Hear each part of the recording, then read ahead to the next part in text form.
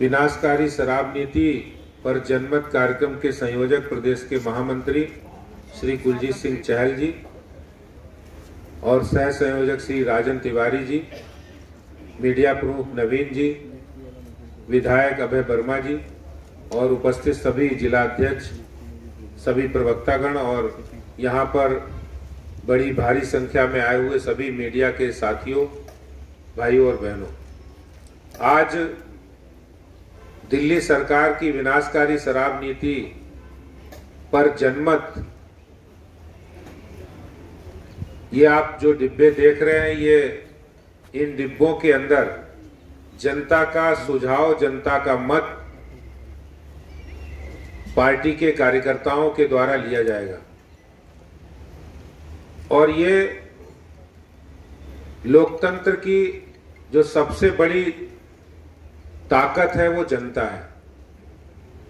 ये वही केजरीवाल जी जब सत्ता में नहीं थे तो मोहल्ला सभाएं करके ये कहते थे कि हम कोई भी काम करेंगे तो मोहल्ला सभा और लोगों से पूछकर बताकर करेंगे।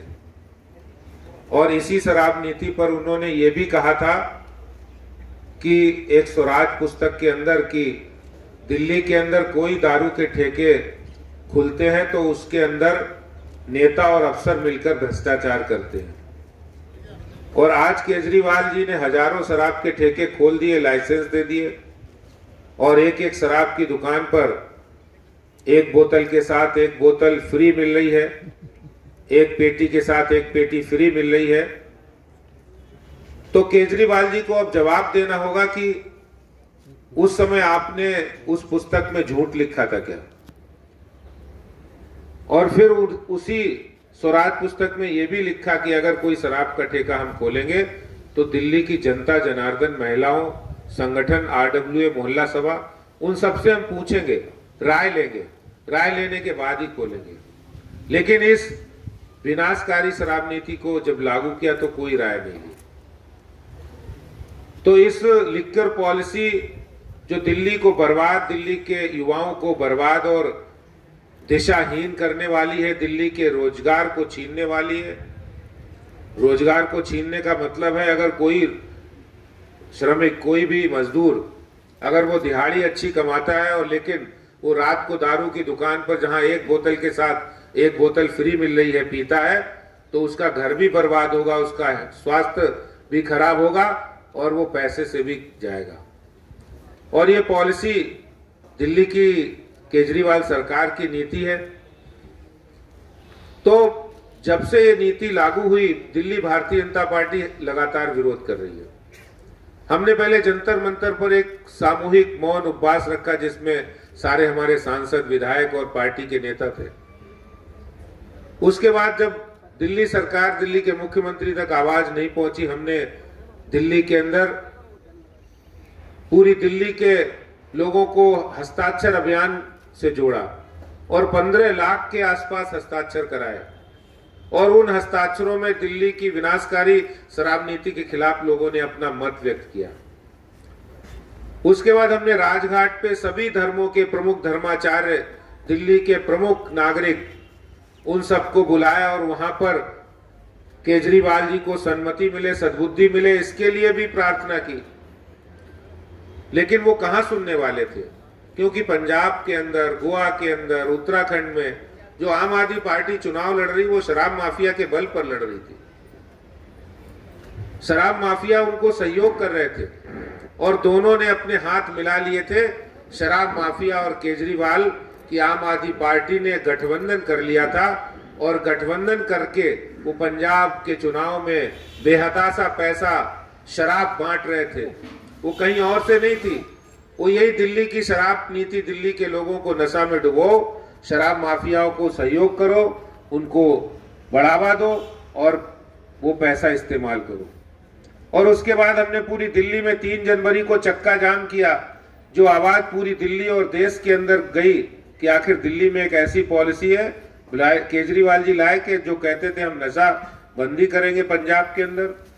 हंसराज जी बैठे अभी पंजाब चुनाव में थे, वहां केजरीवाल जी कह रहे थे हम तो नशाबंदी करेंगे और यहां जाके नशा में लोगों को डुबोने का काम कर रहे हैं।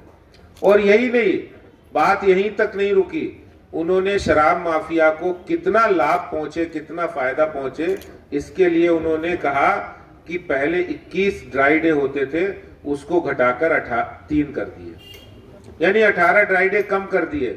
क्यों कम किए? क्योंकि शराब माफिया से अंडर टेबल पैसा लिया। अब वो पैसे जो लिए हैं उसका भुगतान कैसे किया जाए, उसका कर्जा कैसे चुकता किया जाए? तो आपको पता है दिल्ली के अंदर 20,000 करोड़ की शराब हर साल बिकती है।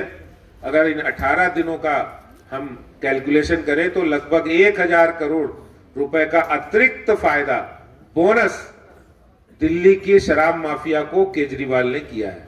ये डायरेक्ट बोनस दिया है।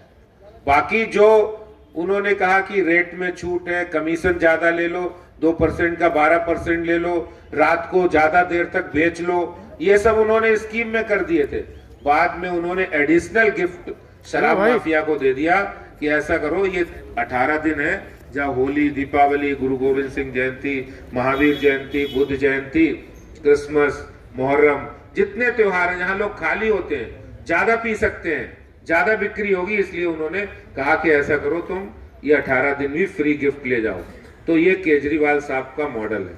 जबकि इन्होंने कहा था, मुझे बड़ी आश्चर्य हो रहा है कि ये कह रहे थे हम तो गवर्नेंस लाएंगे, हम गुड गवर्नेंस लाएंगे, हम बेहतर यहाँ सड़कें बनाएंगे, पुल बनाएंगे, स्कूल बनाएंगे, कॉलेज बनाएंगे, लेकिन वो नहीं किया कुछ, ये सब नहीं किया। और ये शराब की पॉलिसी ले आए जो दिल्ली आज बहुत दर्द से करा रही है।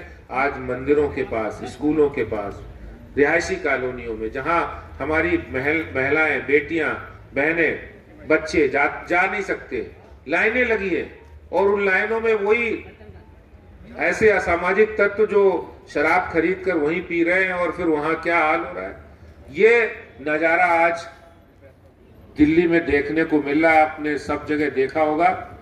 दिल्ली भारतीय जनता पार्टी ने निर्णय लिया है, हमने बहुत सारे शराब के ठेके, हमारे सांसदों ने, हमारे विधायकों ने इन इलाकों में जो रिहायशी कॉलोनी में, अनऑथराइज कॉलोनी, उनको बंद कराया है।